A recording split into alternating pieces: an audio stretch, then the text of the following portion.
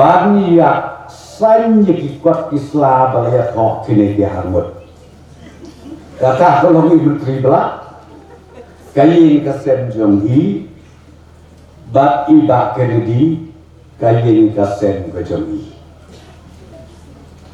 jadi juan hangi tan menyesal kok banten scam nama dikon menteri belak idon san hajata dikon bak Kennedy idon kenai hajatuna anda kenyan tetapi kasau hajata ikon jong gini ke arut bahkan mau bahana ku akan om ini ke arut mentah hadin balai nyobot hau menai balai sungau bahapan tersengat dia ki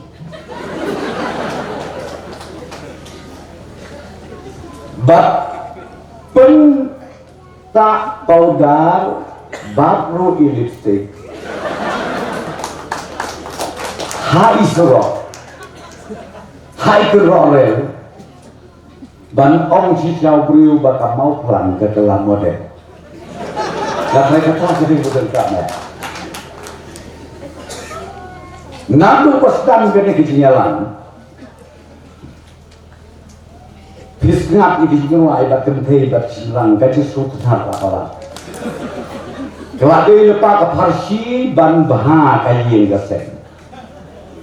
Jika bangadon ban oman ni kalau, umuwe jadi kena yalam jaga parti. Ngadas nyomu ngasa suburom yai menteri lah. Kayin gasen jom ibaro. Mana bangkuak bani election dia, yo san aja, skun kuat bani sekolah aja. Ia syong bat ngabat ingat saya lambun teliti poa diskus. Lengok orang piune udah orang baksisya. Ikme jom menteri belah, kihmen ki para jom menteri belah, kini jom menteri belah.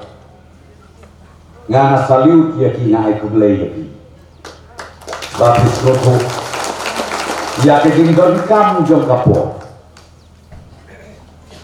balada trei la ke jong empoi shanu kum ong ba Kennedy nrei habak kini ke anut kia trei lang mi nga kene ke jaga da ka mensin kabadon ke jikremen banjok ngakuak ban ai tai kubur. Kejat ka pilih keren siapa ka peludi si keren ka dia. Kuak division dia pos ni merosuk dia kata ka kentei ni sebenarnya.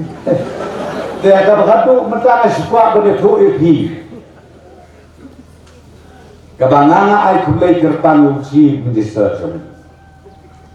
Recently we had a meeting for creating more division, more blocks in the entire state of Meghalaya, in spite of financial constraint. But let me tell you one thing. The number one division where we discuss is about Mauplan. The division that we discuss is Mauplan. Om Slem Su bagi sawan ban inaguri. Labian no kata, kadang sekam jom hiban penjok. Ya, Pak Kennedy, kumulai lebih jajan.